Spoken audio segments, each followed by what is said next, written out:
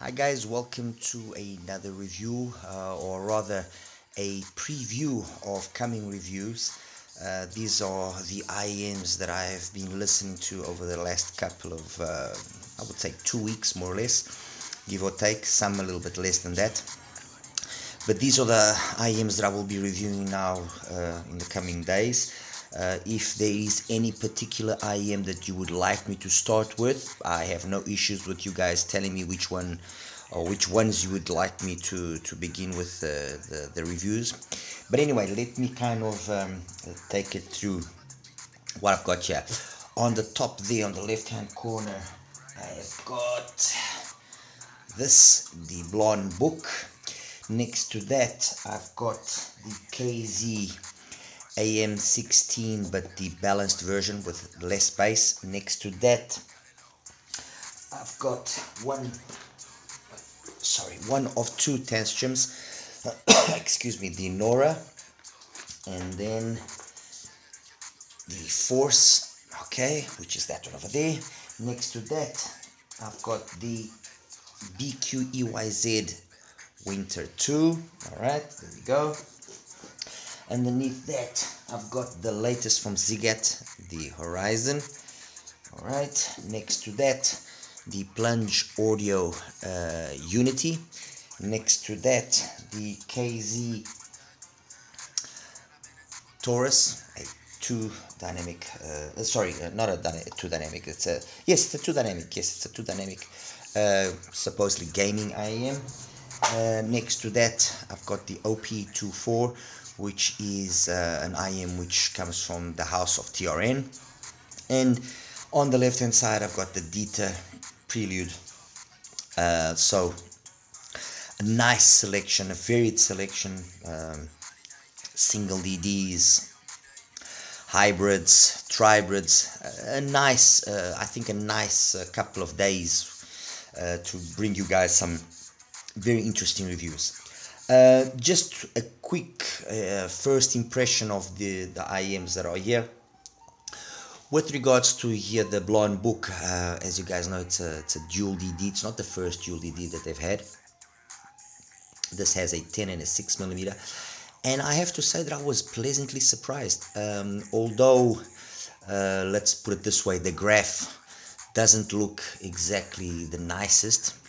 It's not offensive either, nonetheless, but the sound is surprisingly a very, very nice sound. And I have to say,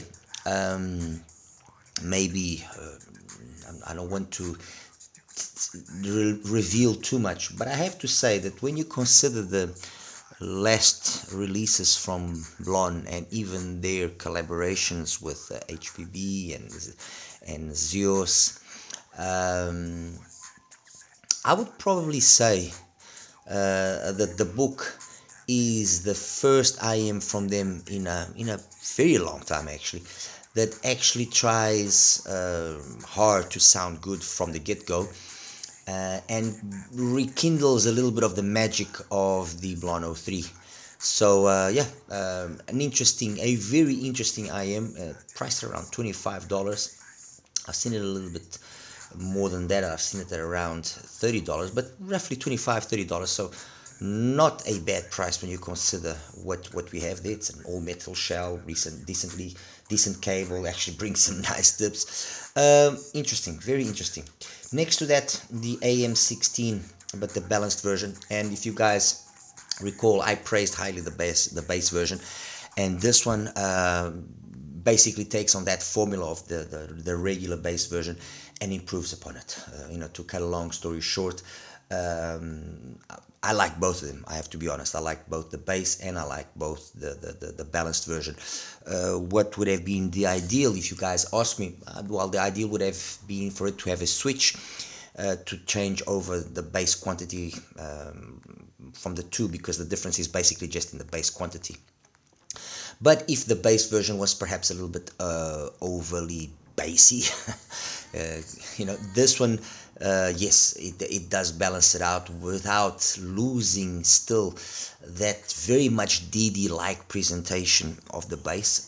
I think I don't know what KZ did here, to be honest with you. I've got no idea All I know is that for the price that this thing costs, it is, again, I'm going to say what I said about the bass.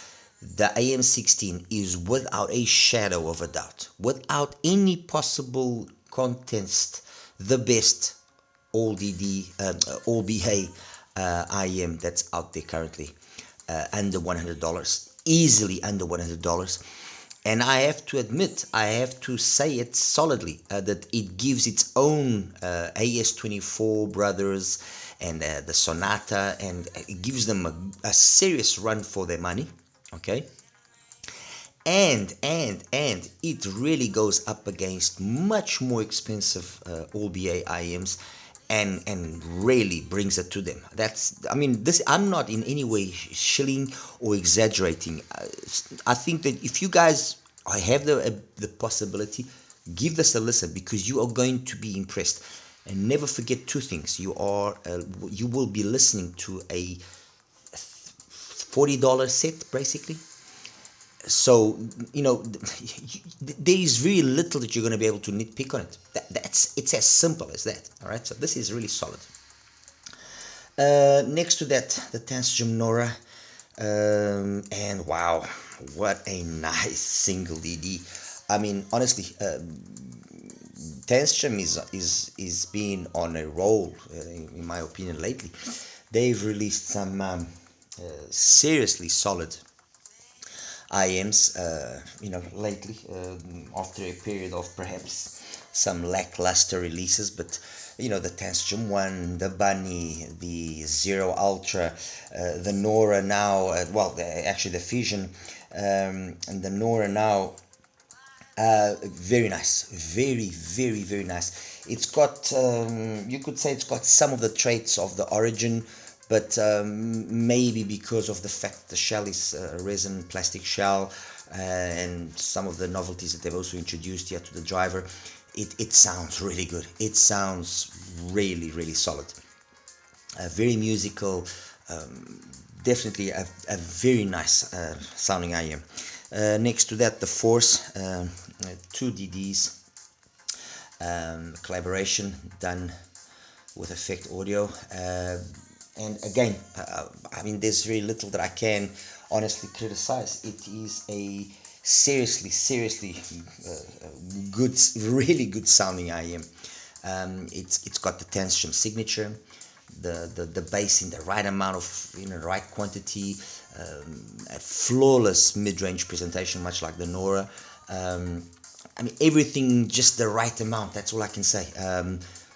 Very solid IM. I'm honestly, like I said, I am very impressed with Tanchjim's releases after, you know, some releases which were a little bit lackluster.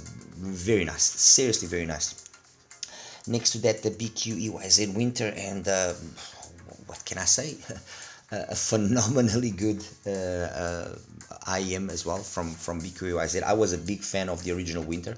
I thought the original Winter, and even the collaboration that they did with Angel Ears, was a very solid sounding IM. And the Winter basically has taken that formula and polished it up. You know, that's the reality. They've polished up the mids, the upper mids, and the treble. You know, the implementation of this 12mm driver and its accompanying and the accompanying bone conduction driver that they're using here. Look, you have to listen to it to truly appreciate it, but it's got the typical BQEYZ sound, which is flawless mid-range presentation, complemented very nicely with just the right amount of bass.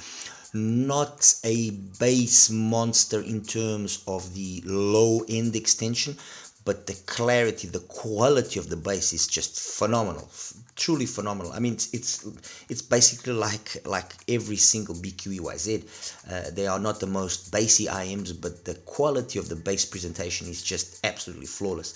And then the mids, exquisite. Honestly, there are some, well, all of these IMs have got their pluses and minuses, obviously, but I have to say that all the single DD IMs here, or almost single DD in the case here, this is kind of, you can consider this a hybrid.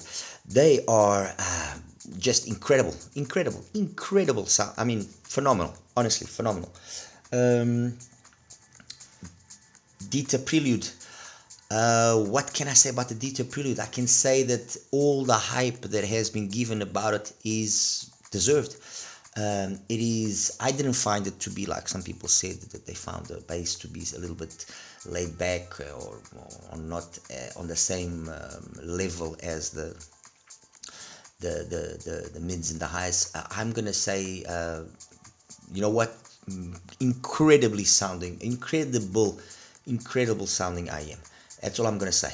It's the first IM that I've listened to Dita, and obviously, you know, I was excited about listening to the Dita because I wanted to listen. I wanted to get the project in, but that wasn't possible to get, and hopefully, who knows, maybe I will still be able to get it. But the Prelude is without question, excuse me, one of the most solid sounding mid-priced single DD IMs out there. And it's another IM like some other single DDs out there that makes you question, why would you go spend ridiculous amounts of money on way more expensive single DDs when you have a market which has things like, you know, like this, when you have things like the BQEYZ Winter2. Why would you do that? Honestly, why? Next to that, I've got here the OP24. Like I said, it's the interesting thing about it. It's got the switch which allows for do different basically tunings of the upper frequencies. This is nothing more like than the toggle switches that we see.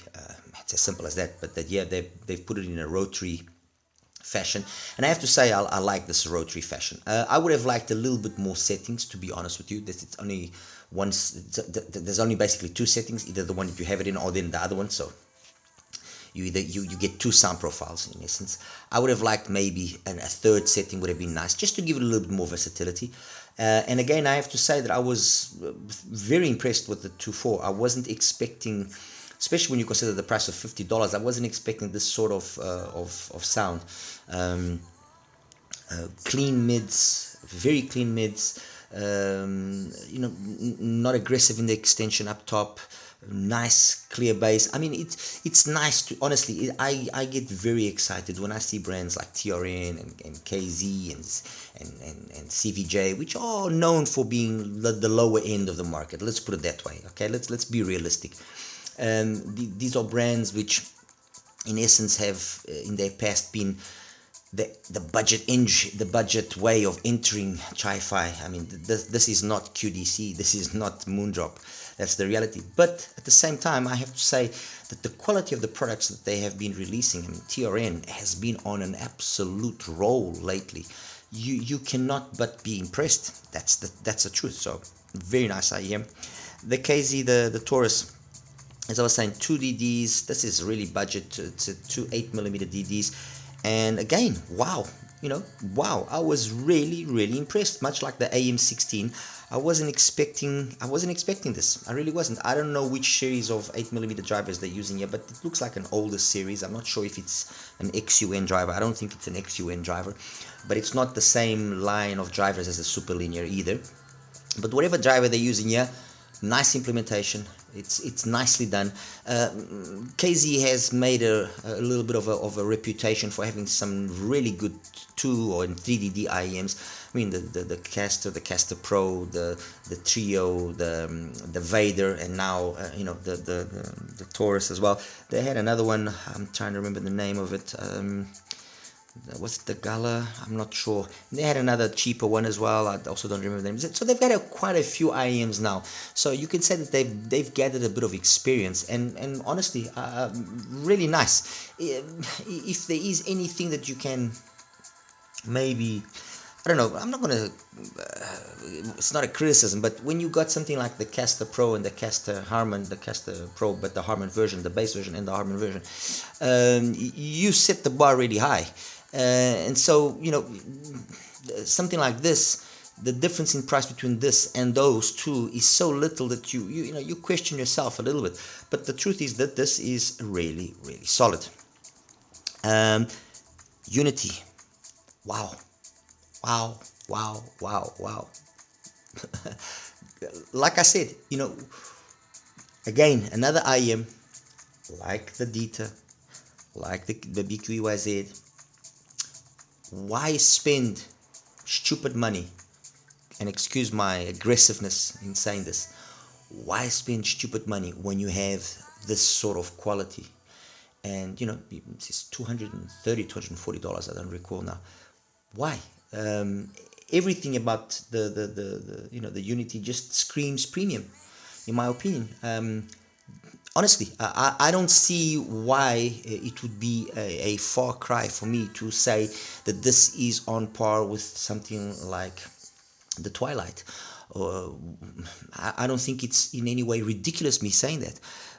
You know, that's how good I think it is.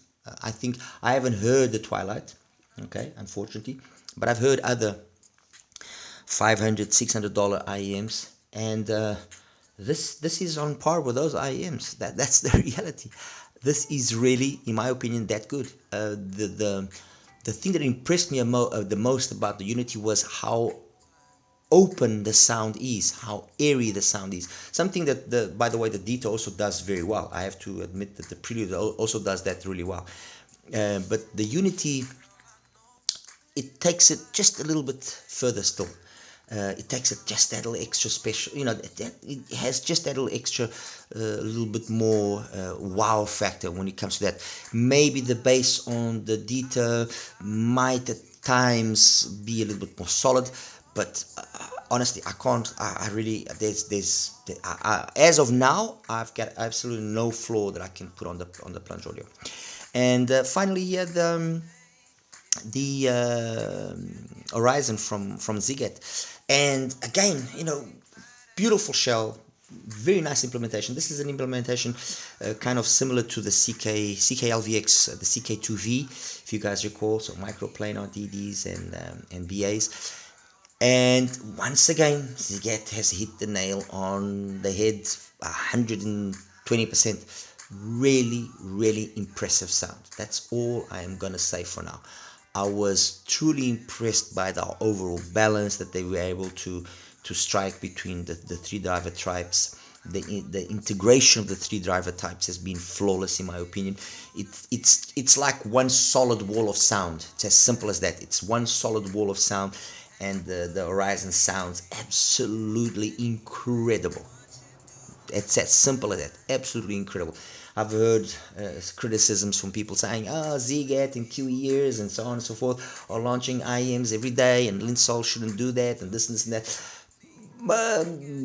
A part of me wants to say I agree. Another part of me says I don't agree, because every single one of the releases is good. It's a solid IEM. It sounds good. It plays well. It's got a good price. So whatever problem, and I think the main issue is, yeah, you know, you bought one. Let's say, for the sake of argument, you bought I don't know, you know, you bought a Crescent, and straight away you got another one coming out, and I'm surely in October we will have another release from them as well, and in November probably another one, and in December probably another one. So you know, there's no lack of releases. It's kind of, not wanting to compare the two brands, but they are kind of like KZ. They are launching IEMs left, right, and center. But the truth is, contrary to KZ, where a lot of the times it's the same thing but just in a different packaging, ZIIGAAT and QEYZ, especially CKLVX also to a certain extent does that. But ZIIGAAT and QEYZ, every single one of their releases is basically a different configuration, a different setup, and they always hit the nail on the head with regards to that configuration. I mean, that's it. Odyssey 2, the Luna. I mean, honestly, very, very nice IEMs. Out of all of these IEMs, the only one that was a little bit of a disappointment for me was the Etude from QEYZ. Honestly, that was the only one. Otherwise, there's nothing I can really fault, honestly. Anyway, guys, like I said, this is just basically a preview, and it's a 20-minute video already, so you guys are going to be like, oh my god, Tony, just shut the hell up and just get on with it. Let me know, like I said, which ones you would like me to start with reviewing first. If I don't get a solid request with regards to that, I'll just start reviewing. And I think I'm going to start off probably I'm going to start off with the cheaper ones, the Blon, the KZ, the AM16, the OP24, the Taurus. I'm going to start with those ones first, and then upgrade to the NORA, and then from the NORA go then to the big boys here, the BQEYZ, the Dita, the Plunge Audio, and then maybe in last place I'll do the Horizon. All right, guys. As always, like and subscribe. You take care now. Bye bye.